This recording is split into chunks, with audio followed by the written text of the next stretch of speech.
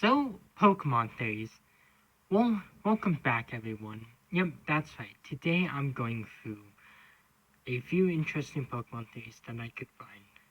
And of course, plus one I thought of. So, without much more for an intro, let's get into the video.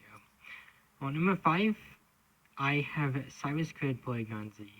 Now, this was a theory I thought of quite a few years back, and I'll kind of give some reasoning why I believe this is so.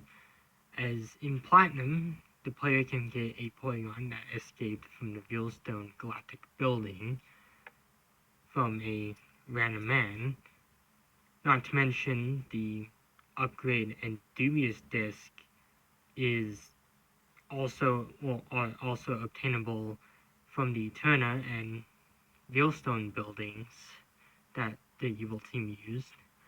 But I believe that Cyrus created Porygon Z in an attempt to get Dialga and Palkia, as Porygon Z had, the ability to go into other dimensions, but apparently didn't work according to its Pokedex entry.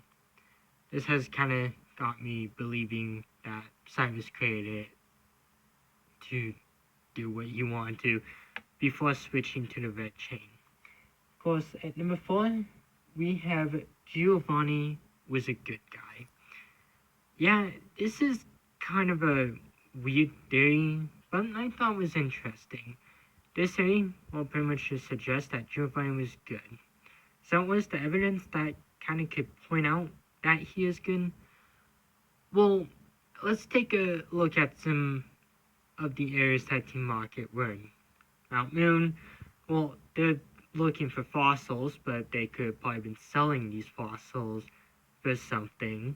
Next time we encounter them, other than Cerulean City, is in Celadon City and Lavender Town. Because in Cerulean City, they're really doing nothing. But in Celadon Town, we learn that they stole the Silph Scope, and while they are in Lavender Tower, we really don't know what they're doing there.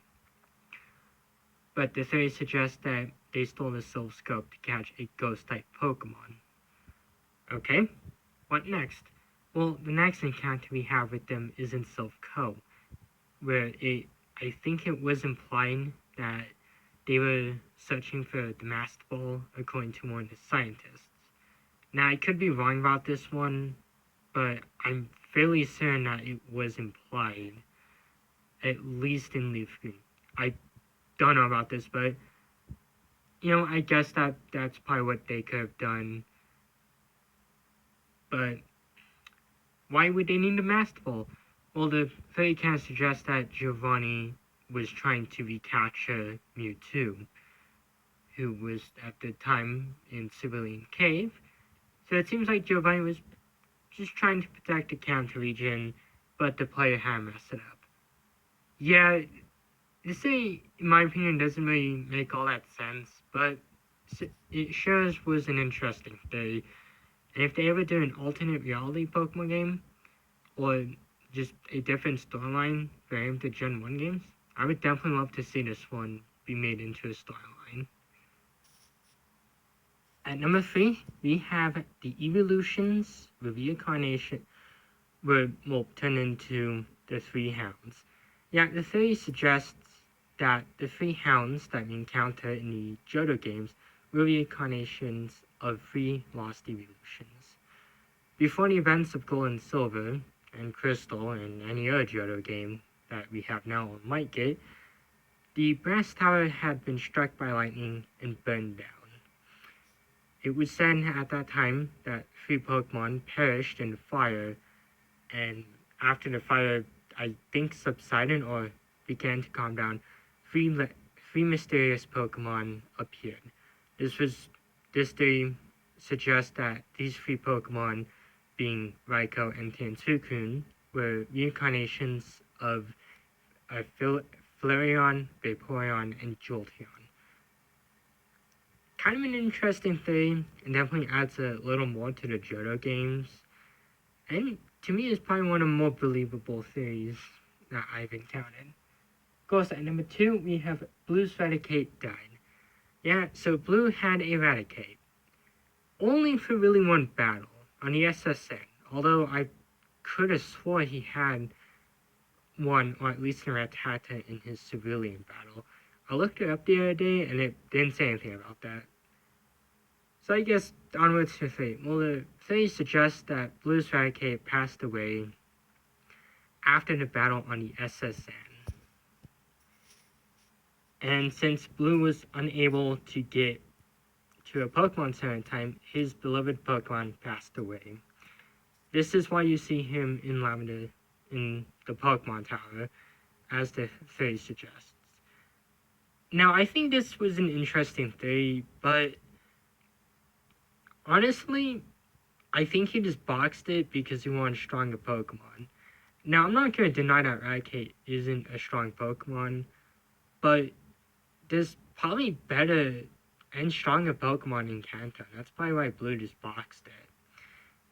Although, so an interesting theory. Of course, the final theory I have for today is Ditto is a failed clone of Mew. Yeah, so this theory suggests that Ditto was a failed clone. Well, what is the evidence for this one?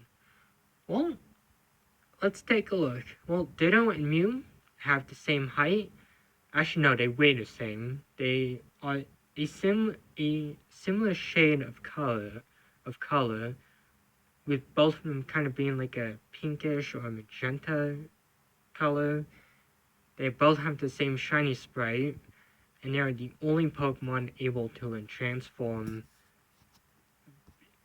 Well, naturally, although I'm not sure if there's a. Well, actually, I think Smeargle could probably learn it through Sketch, but I'm getting off topic. So, what else do we have to add for this one?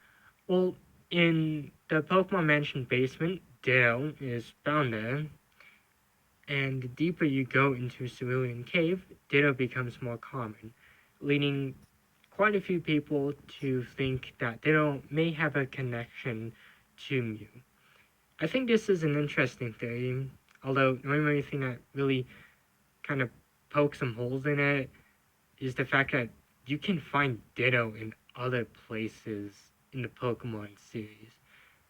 But it's still an interesting theory. But these were my top 4 theories that I want to discuss, plus one personal one.